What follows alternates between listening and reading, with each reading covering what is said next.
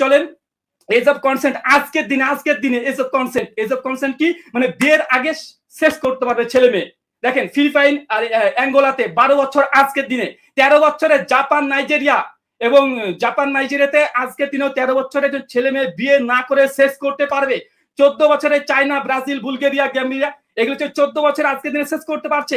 এমনকি ডেনমার্ক এবং সুইডেন 15 বছরে, 16 বছরে আমেরিকা, স্পেন আর 78টা দেশ আজকের দিনে কথা বলছি 12 বছরে ফিলিপাইন অ্যাঙ্গোলাতে আজকে শেষ করতে পারবে। কি পেয়েছেন আপনারা?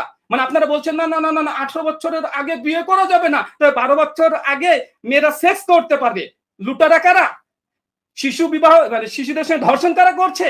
নাস্তিকরা করছে। তাদের 12 বছরে শেষ করতে পারবে, 13 বছরে শেষ করতে পারবে, 18 বছরের আগে বিয়ে করলে এটা শিশুকামিতা, এটা বাল্য বিবাহ, এটা অনৈতিক, মেডিকেল সায়েন্সের এই প্রবলেম হবে। কেন 12 বছর, 13 বছর, 14 বছর মেয়েকে সেক্স করার জন্য অনুমোদন দিচ্ছেন, এজ অফ কনসেন্ট দিচ্ছেন, শেষ করতে পারবে। এটা তো আপনারা ধর্ষক হচ্ছেন না?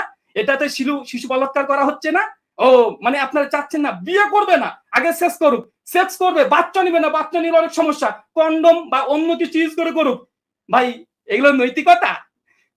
শিশু বিবাহ আপনারা করছেন, 12 বছর 13 বছরের মেয়েকে শেষ করার অনুমোদন লিগ্যাল করে দিচ্ছেন। একদম জাপান, নাইজেরিয়া, বুলগেরিয়া এইসব দেশে, চায়নাতে, ব্রাজিলে, বুলগেরিয়াতে 14 বছরে, আমেরিকাতে 16 বছরে আর 78টা দেশ। শিশু বিয়ের পক্ষে কারা? আপনারা।